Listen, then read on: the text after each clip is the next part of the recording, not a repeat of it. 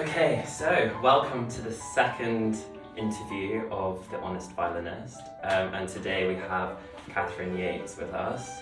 So Kath, tell us a little bit about yourself. Okay, well, I'm a violinist. I try to be an honest one in every respect. I am the Deputy Head of Strings here at the Royal Northern College of Music. Prior to doing this job, I had a 6-year position at the Halle Orchestra as Principal Second Violin. Prior to that, I had a 20-year quartet career going around the world playing quartets and broadcasting and doing recordings and stuff, whilst also as a freelancer doing various orchestral jobs along the way around the country, which I've always enjoyed. Plus, of course, teaching. I first started teaching, I think, when I was 21 at York University, and have taught ever since, and started a class of my own here in 2008. And yeah, so a fairly varied thing, you might say. Sounds like a very varied career. Yeah. Well, it's a great opportunity to have this chat with you today. So the first question is... Oh, briefly, that's tricky. Yeah, sorry. that's all right. But also, I think it really varies. I think there are so many different ways that we practice, that we approach practicing, so many different ways that it's useful, so many different ways to be productive. And it really varies. I think what your aim is in the moment, what your maybe your short-term, mid-term, long-term goals with things are, what you're preparing for at that point, and also whether or not it's, shall we say, maintenance practice for yourself, looking after yourself as a physical being and a technician, or whether it's, wow, I've got to learn that very dense piece of music for next week. How am I going to do that efficiently? Or is, maybe it's a long-term project. You might be learning all the Beethoven violin sonatas, say, for a cycle carotid. Who knows? How you're working on getting to know them, what the rehearsal process is part of that as well. So it's hard to. I don't think practice is one thing at all, and how one practices changes and develops through one's life. Yeah, cool. I don't really think I've answered the question, actually. Well, it is quite an open-ended question, isn't it? Subject. I'm really sorry about that. So the following question is,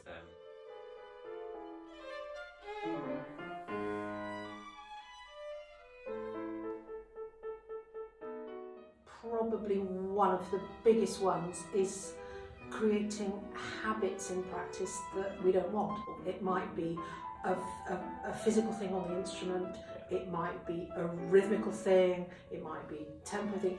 And I suppose fundamentally it's about awareness all of the time, being in the moment, being able to do that. And it's such a complex thing, isn't it? Being able to work on something and be focused on that whilst being able to sort of almost come out of yourself, to be able to actually notice what the result of what I'm doing. And is it getting better? Is it moving in the direction I want? Or am I basically repeating something, digging myself more deeply entrenched into something that I actually don't want? Yeah. And I think that's something that can happen pretty easily. So I think we have to keep taking stock of what's actually happening. It's really difficult though, isn't it? It is difficult. Because you have to listen to yourself from like a third person's perspective. And how are you supposed to hear yourself from the other side of the room when you're not physically on that side of the room? It's difficult. Yeah. But I think inadvertently digging in entrenched things that we don't intend is one pitfall. And if we keep doing the same thing and it's not getting better, try something. Change it. Yeah. Absolutely. Getting stuck in ruts, I think, with practicing can be a thing. Routines, don't get me wrong, I think are brilliant, and they can be a fantastic way of getting us on the horse in the beginning of the day and going through a structure that will, help in terms of warming up, but actually getting just stuck with doing the same thing that actually isn't getting us anywhere. Being able to recognise that and then change it is absolutely for sure key. So important. Yeah. I normally find that finding some sort of inspiration sometimes changes my mood. Maybe by watching someone play something that I'm doing, whether it's on YouTube or like whatever, and thinking, oh, now I'm really in the mood to play that, when I wasn't in the mood before that. But yeah, it's sort of trial and error, isn't it?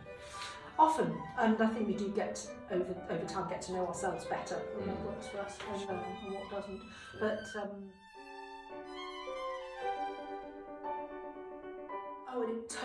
and it's unrecognisable from how I used to practice when I was a teenager or a student. I mean, without question, I can't contemplate having the hours these days that one had as a student, even back in ancient times when I was a student. In fact, I was talking to one of our staff members only the other day who we met at Freshers, one of our students. He teaches here now and has done for many years, and we were living in the same hall of residence at the time. And you know, you could see one another practicing, and there would be a competition. No, a signal at the end of the day, and we could have a gin and tonic. But no, I mean, you know, seriously, the precious time. I mean, it's such valuable time. You know, when you are studying, that it's probably, you know, if you're successful, that means being busy, and you probably won't find you've got anything like the same time available later in your life. So all the work is done. So all the foundations are laid. That's where you're finding, and I think particularly important is finding good technical foundation, because when you don't have, coming back to the subject of maintenance practice, when you don't even really have very much time to do that, it's so important that your own physical awareness and, you know, technical ease and relaxation and efficiency on the instrument, all of that stuff is well set up by the time you have. I mean, we never finish studying, of course, but by the time one has finished one's formal education, it's not to say that one can't then, you know, still improve on things, but to be conscious of laying down really best practice foundations as an instrumentalist is really important at that point. So I mean, as a student, I would, you know, I'd have good amount of practice time. Things over time have got busier and busier. I take advantage of any gaps in one's working life to be able to just chip away at it. And I know that's something I've learned myself. I'm better at doing little and often on complex stuff and layering it deeply within one's consciousness and processing. So I know if time's going to be short, start the investment early enough so it can be little and often, and it will be there for you when you get there, hopefully. So practice this week. Oh my God, I'm ashamed to. I mean, probably 5 minutes yesterday of just warming up before teaching. Rest of the day was teaching, emails, sorting out stuff. The boring admin stuff. Never boring. Never boring. And actually, you know, in the holidays, I enjoy having a bit of time to actually play for me and you know, play something I love and remember what that's like. You know. Look at the screen. Okay. Yeah, I often would do that before listening because I like to protect myself from being a parrot. Okay. Yeah, and that's very... regurgitating what you're hearing from other people. Yeah. So... especially with so many recordings and stuff out there nowadays. Yeah. I mean, I speak like I was born many, many years ago. Increasing. It is increasing. Okay. No, absolutely. I mean, I love to look at the thing and try and imagine it and get a sense of what the sounds would be, that kind of thing. And of course, I'll listen, and I will admit I have relied at times on listening to things in the car on the way to an opera rehearsal, say when I haven't had enough time to get to know it well, and that's been invaluable. Absolutely. But in terms of early days of opening the music and how do I start? I feel like that's not really something that people do, like younger people do. I think the first thing that we think of is we get a new piece, we sit down maybe with the score or even just the solo line and listen to it on Spotify. Yeah, absolutely. You'll find a video and what bowing's there. Yeah. What finger are you doing there? Yeah. I totally don't do that myself. I'm not accusing you of it. But actually, yeah, I think it's definitely worth thinking about how you are using all your oral stuff, all your inner senses of what music is, and what you're trying to translate from this map that you see in front of you. Interesting question. I mean, there's a lot of convention, isn't it, around the subject of memorisation. I don't think personally that playing with music means that one cannot communicate well. At all. It depends how you use the music. For sure. And you know, whether you're able to get your antennae out and your sort of awareness of your whole performance circle, if you like, truly there, and just with this as a reference. I mean, in terms of memorising, of course, a lot of it, you know, has to be internalised, and we need to know structure. I find myself, for memorising things, very much knowing the key structure, knowing the milestones I'm going past in the progress of the piece helps me know where I am within it. Yeah. Knowing the music. There's a complete next thing. If I look back at some of the, you know, potentially biggest profile and potentially most stressful concerts I've done, I haven't particularly felt anxious about them. You know, it might be a live broadcast at Wigmore Hall, or you know, a really difficult piece at the Proms or something, TV, and you know, scrutiny and all of that. But I mean, I'll be perfectly frank that working here with the role that I do, where you know, an awful lot of the time has been spent assessing students, ostensibly telling students what to do, how to do it, and by association, sort of suggesting that one is this paragon that can do everything, you know, and one knows it all, which of course nobody knows everything. Performing here, I was finding increasingly difficult, actually. You mean as a teacher? Yes, yeah, and also somebody who sits and writes reports on people all the time. You know, to then be on the other side of it. It for me, it came to a point where it was feeling incredibly different from being in a concert situation, any other scenario I could think of. And so I was finding that increasingly. So decided I needed to do something about this, otherwise I would start to avoid the situation where I was playing in this building with or in front of students, and I didn't want that.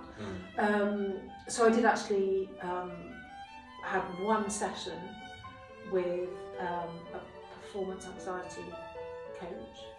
Was that like cognitive behavioural therapy? Not well. What she did was give me, you know, some standard breathing things, which were brilliant, but also it was about visualization, to just trip something in the brain that was causing that flight or fight response.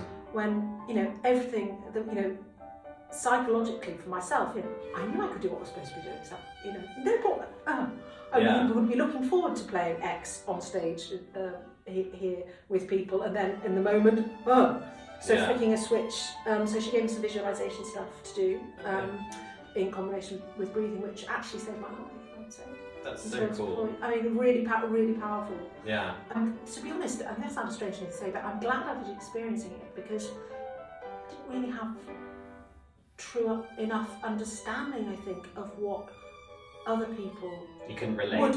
I mean, I could empathise to a degree, and I could, of course, sympathise, and I could try and intellectualise it and try and offer some practical tips, and of course I'd look stuff up and everything. But actually, once you have experienced it yourself, I think it does give you a better perspective and insight onto what other people are experiencing. You know, but I think it's, you know, I think anybody who might be watching your blog and feels that they're struggling and they can't admit to it, there's help there. It's an amazing thing these days that there are so many people who really specialise in really practical and helpful strategies that will make it better. Absolutely. Well, I guess that's sort of the main motivation behind this project, to sort of bring to the forefront all of the things that weren't spoken about before, and you know, it's great that you're able to speak so freely about this kind of stuff. Well, my final question Sorry to drag you through this. Yeah, it's fun. I'm enjoying it, yes. actually.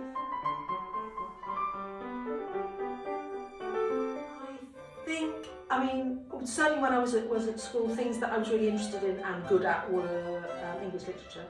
And I've always had an interest in social history, so that's something that maybe I would have gone down that route. Yeah, humanities route. Yeah, absolutely.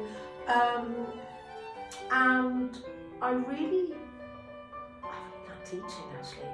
So whether or not I would have been some kind of teacher of something that might not happen to me, I don't know. And would it differ now? No. If you quit your job today. Right. I think I would play more chamber music, actually. Sorry. I don't know. It's really, I just don't know. I don't know. It's really hard to envisage your life in a different way, isn't it? I mean, it is, particularly actually when you fundamentally like what you're doing. Yeah. And find it fulfilling. And also it overtakes one's life to such a degree that you can't envisage space to, do other things. But if I stopped, I don't know. I'll have to get back to you on that. Yeah. I feel like you could be a life coach or something. Do you think? Yeah. Well, actually, that's part of what teaching is anyway, isn't it? Yeah, that's true. Yeah, especially as a music teacher. Yeah. Yeah, well, thank you so much for taking the time to speak to me. And it's a pleasure. Yeah. So some big subjects. Yeah, no, exactly, yeah. But anyway, I hope you guys enjoyed, and there'll be more to follow. Cool. Watch this space. Yeah, watch this space.